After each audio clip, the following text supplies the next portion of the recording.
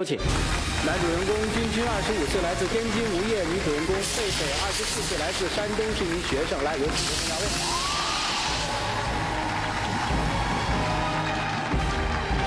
你好，你好。怎么了？就不让考了是吗？对。为什么呢？他已经考过很多次了，已经一次一次的失败，我已经对他丧失信心了。君君为什么那么执着要考啊？这是我的梦想，我需要实现它。可是你所谓的梦想，只是一个根本都不可能实现的一个畅想。是你说吗？可是你一次一次的失败已经证明了。先别吵啊，先别吵。两位怎么认识的呀？大学的时候认识的。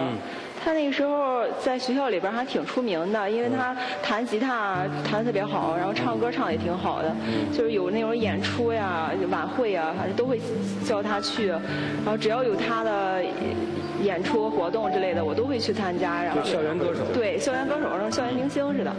我那时候也没有跟他表白，就是默默的喜欢他。到大3的时候，学校安排我们去川北的藏区去考察，然后我就也报了名。我们这个专业是药学专业，去川北藏区去资源考察，这些就是当时我们这些考察的那些地方，海拔是5000多米，环境非常恶劣，是这样的，到处都是这种塌方，可以说走到哪儿都是泥石流。我患了这个眼病，当时发作了，然后整个失明了一段。这是当时这个失明之后，就是恢复了以后，刚才那个蒙了一只眼，是那样的。就是因为他眼睛失明，所以你们好上的是吧？那个时候天都黑了，他还没回去，我就特别的着急。别的同学就劝我，就说你不用担心，他肯定是去可能偏远一点的地方去考察药材了。然后我当时还是按捺不住我自己那个着急的心情，然后我就拿个手电筒跑那个山上去找他。其实这个也是为什么我到现在还一直要坚持我要跟培培在一起的这个原因吧。当时情况的确很危急。我的眼病可以说是从很小的时候就一直带到现在，现在还没好。这个眼病，虹膜炎。然后去之前，医生已经说了，你这个现在已经复发了。但是这是一个我追求的一些东西，一定要去那儿。到了那儿以后，因为高原的原因，然后发作。他发作就是短暂的失明。当时天要黑了，我是独自一个人上去考察，我去给这个先探个路。可以说在那种情况，我是寸步难行，上面就是雪山。如果我在那待一天，我不知道第二天会是什么样，或者还有没有第二天。但是坐在那个地方，我真是，就是我把出不去的这些想法，我都想了。该回忆的都回忆了，想这个准备牺牲了是吧？心情当时是很复杂的。突然听见培培这么一声呼唤，当时真的觉得是一片都是光明了，什么都有了。后来两个人就好了。对，可以是这样。谁提的？我呀，当场父母给了我一条生命，我当时真的没有足够的能力或者信心把它继续延续下去。但是培培出现，赋予了我一个新的生命，所以。那你爱他吗？你喜欢他吗？我喜欢呀，这不就是报恩吗？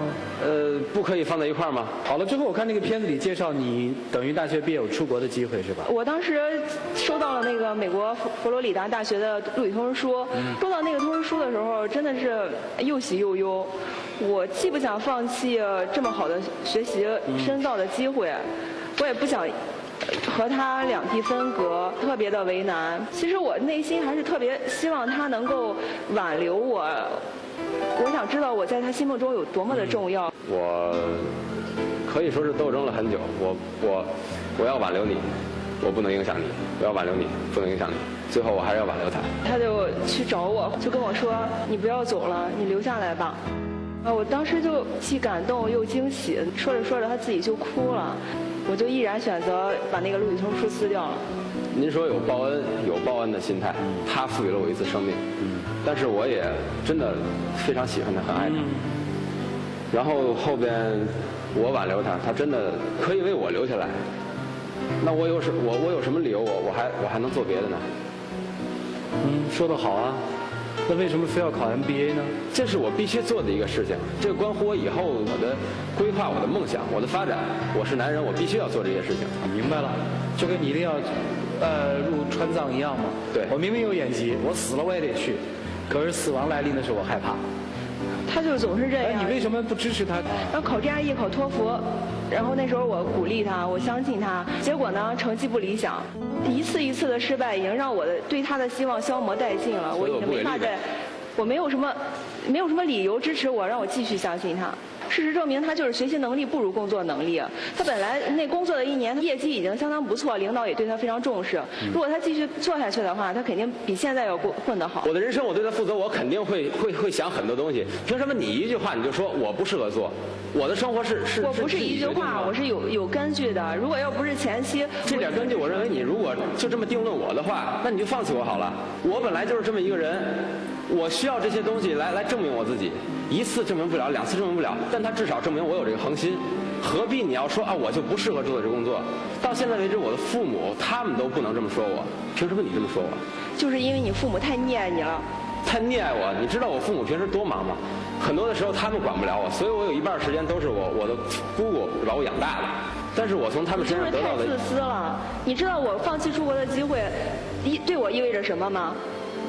它不仅仅是一张录取通知书被我扔到了垃圾桶里，那一张录取通知书是我从小到大为之努力拼搏的梦想。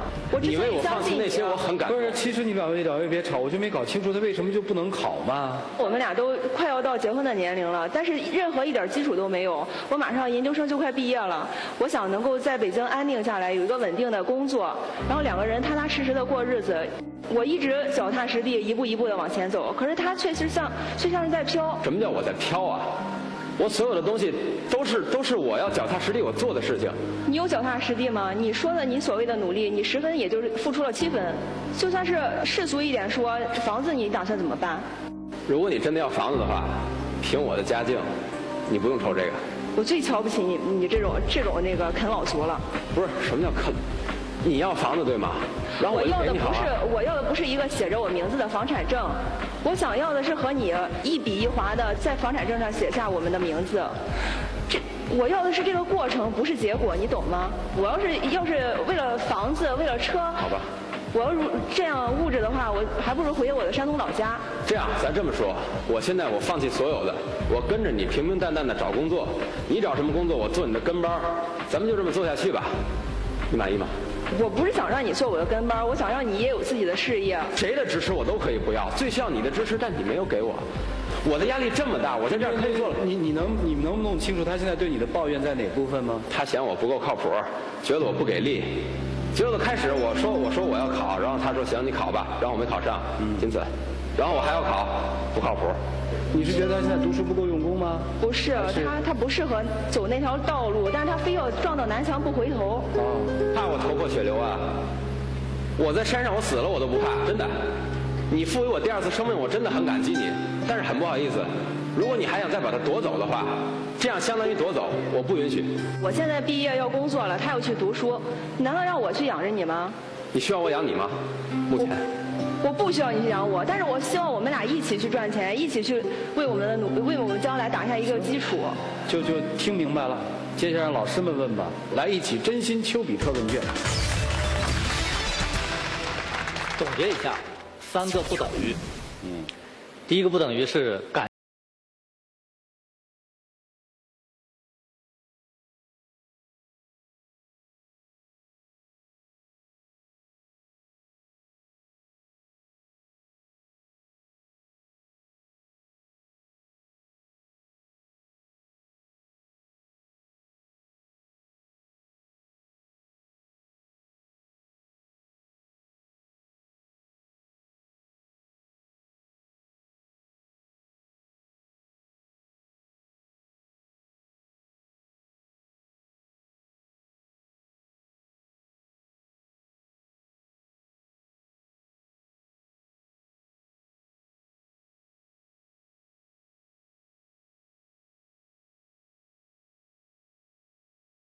MBA，考这个学位的时候需要你有3年的工作经历。第3个是我想跟培培说的，现在不等于未来。你的男朋友现在今年25岁，这么年轻的人，他必须有梦想。我不是不允许他没有梦想，我当然希望他有梦想，但是我希望他踏踏实实的一步一步的去实现梦想，去实现一个触手可及，不是触手可及。用我的个人观点是这样哈，用我的个人观点，我觉得你的要求稍微有点高，你的想法是正确的。比如说他今年考不上，明年考不上，他总不能3年4年考不上还待业，不可能吧？对，也不可能。我刚才说了，他是一个梦想者，记住跟他在一起，他的梦想你是不能打破的。第二，他是激情者，他的激情你也是控制不住的，所以你跟他在一起这2点你必须要适应。你所说的话他根本就听不进去，对，我刚才所说的话他也听不进去。对，那么谁的话能听进去呢？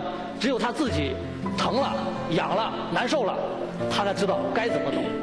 所以如果你想跟他在一起的话，那么要适应他这种性格，你可以给一些建议，给一些提醒，但是不是控制。我想先问这个君君一个问题哈，你有没有给自己的这个梦想设一个线？比如说今年你考 MBA 没考上，你还会考几年？有。多长时间？如果今天没有考上 MBA， 我需要走一些可以说是迂回的战术，但是我想理想在那摆着，我不能改变它。还是没有设限。中国人有一句话叫学无止境啊。因为以你的这个状态，的确，您说对了，考一辈子是吗？学无止境的确是我同意的一句话。我不觉得学无止境是一个很缥缈的东西。学习是一辈子的事儿，但考试绝不是一辈子的事儿。25岁左右的一个男生，起码应该学会自立，这是最起码的。你不要把一切的这个问题说推到我爸我妈是很成功的呀，在北京买房很简单呀，你要房子我立马就给你啊。其实刚才这姑娘说出啃老这个词儿，你立马很反感，说我怎么算啃老？但我想问你，这不算啃老，这算什么？我有后路，所以我可以这样放下来拼，这就是我的一个理想。我要利用我现有的资源，但是他就很不理解这个，认为我们为什么不能从零开始？为什么要从零开始啊？我已经掌握了我的资源，让我如果不利用，们从零开始，我是希望你踏踏实实的和我一起奔生活。它是让你学习一种自己独立生活的一种能力。其实培培你是要这样考虑哈。对。其实你身上也有一点缺点，你这个姑娘就是特别主动型的，你的塑造欲非常强。你想凭你自己的直觉塑造出一个你想要的那种男人的形象，你的这个形象可能换一个其他的这个男人的话，他会觉得说你是一个很好的女朋友，未来也是一个很好的老婆，但是安在他身上可能就不那么适用。你还真别觉得靠你一个人的能量就能够说服他，他父母的态度和意见非常重要。你一个人在这单打独斗，其实我觉得不起太多的作用，因为他现在说了，他有后路啊，他有退路，他怕什么？我也想问男嘉宾一个问题，您说你是一个很有规划的人，步步为营，是吗？争取。那你计划到了你的那一次暂时性失明吗？你计划到了有一个女孩在你最需要她的时候，她救了你吗？人生是需要计划，但需要的是可行性的计划，而且在计划有变的过程当中，有的时候要适当的转变。其实你现在身上最可怕的一点，我认为是你口口声声说我很感激你，我很感谢你当时适时的出现，但我们看不到感激。如果一个真正爱对方的人，不会在对方付出的面前而麻木不仁、熟视无睹，而且认为你还必须再为我奉献。所以一直以来我很反对女人对于男人事业上的那种没有原则的恣意付出，那样的话会失去自我。为了他付出这个付出那个，最后呢自己失去了自我不说，男人也从最初面对你的奉献，从感激变成了理所当然。而现在我们就看到了君君身上的理所当然。他口口声声跟你说我很感激你，当时你救了我，很感激，但是你不能改变我的梦想。一个真正懂得感激的人是不会口口声声说我很感激你，他绝对不会这样去说，而是用心在做。老师说的不完全正确，我不说我很感激你，但是为什么我可以这么多年来，我真的坚守在你这块阵地上？你看，这就出了问题。你看，他认为你当初救了我，我现在坚守在你这块阵地上，我依然在你身边，我对你就是一种报答。这种想法就是错误。那你这样一副就是交换啊！你救了我，我坚守在你的这个阵地就是交换。如果这是交换的话，就不要提爱情有多么伟大。可以说这样，我这么保证，就是在这么多年来，咱们俩一直在一起，对于我来说，已经是一个很伟大的事儿了。你可以看出，其实我是一个我自认为有这样责任感的人。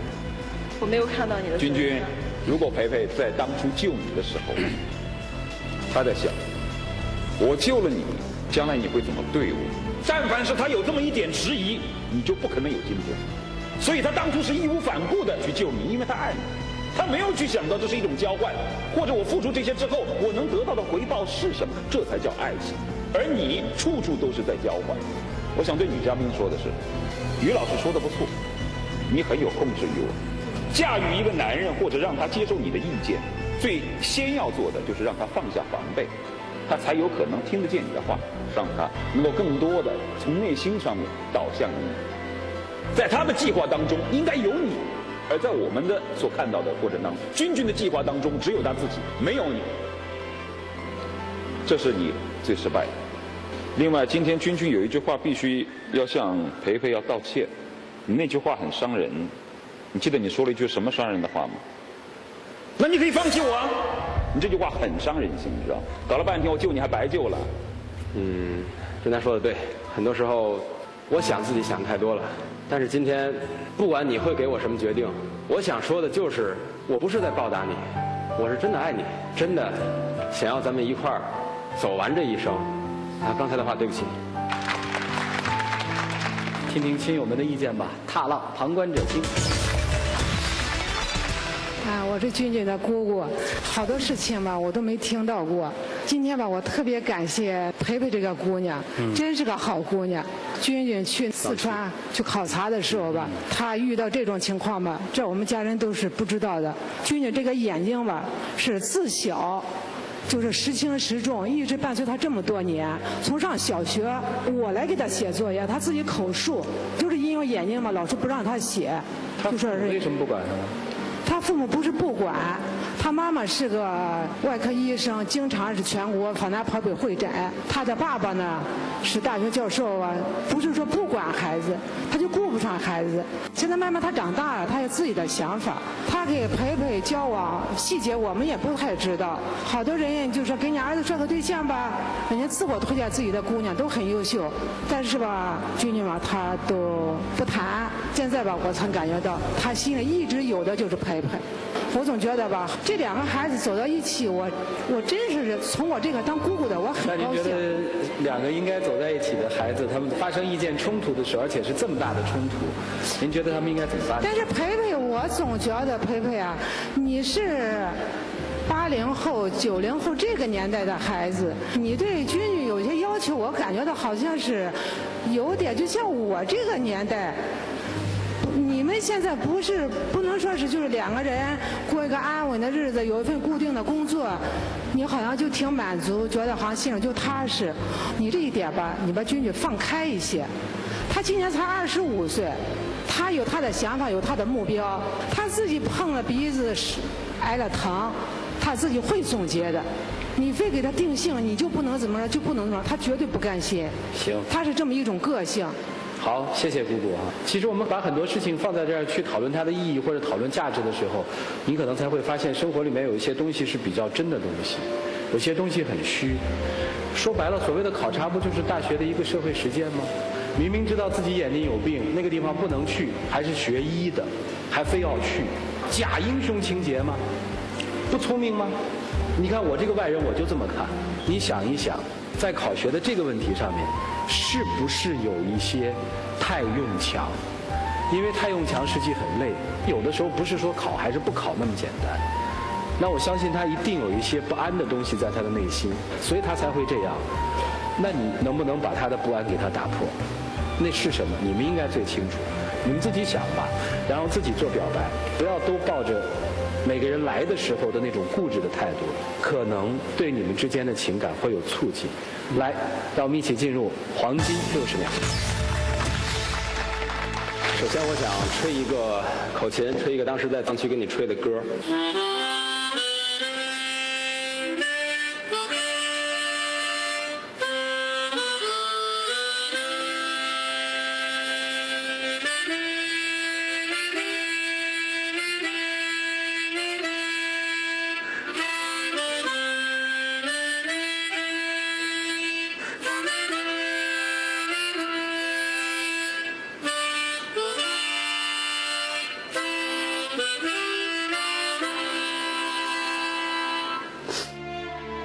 其实我知道，很多时候我感觉到了你现在可能很苦恼，做出了一些决定。我也可以接受这些决定，但是这些决定不管你一会儿会告诉我什么，可以这样讲，我不会放弃你，改变什么都可以。来吧，培培。我想说，我其实内心里边还是依然很爱你，但是你能不能为了我放弃你那些孩子气的固执？我希望你能放弃你那些所谓的虚无缥缈的梦想，与我踏踏实实的一起创造我们的未来，可以吗？可以啊，当然可以。没了是吧？亮灯吧。真可以哈，真可以。这个时候怎么说，必须得重新规划了。你所谓的让他放弃梦想是什么 ？MBA 是吧？不考了是吧？对。马上工作是吧？对。这是你的想法是吧？对。来，两位请回哈，君君考虑一下哈。人家非常明确的提出的是这个，所以当你如果再次要出来的时候，一定是想好，那是带着一份承诺出来的。两位请回吧。来，请关门。我们听到了两位年轻人在黄金60秒的一个表白，在这个表白的背后，我们可能会想到很多，想到爱和感激能不能画等号，想到爱和控制可不可以画等号。可能今天现场在座的观众朋友以及电视机前的年轻的观众朋友都会碰到这样的困惑：我们的梦想和我们现实之间应该如何去关照？各位觉得像他们这样一种，我觉得有患难、有牺牲，甚至有冲突的爱情，你们是祝福呢还是不祝福？来，各位请选择。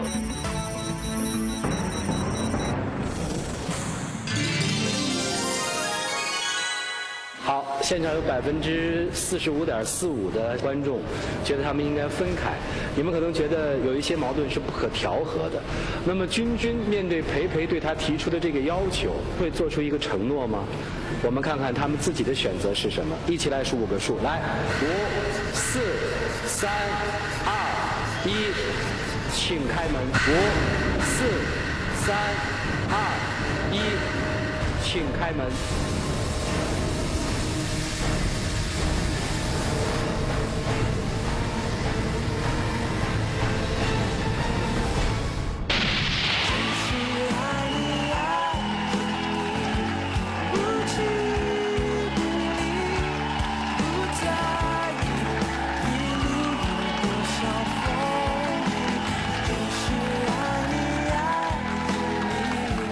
来，有请他，这边请。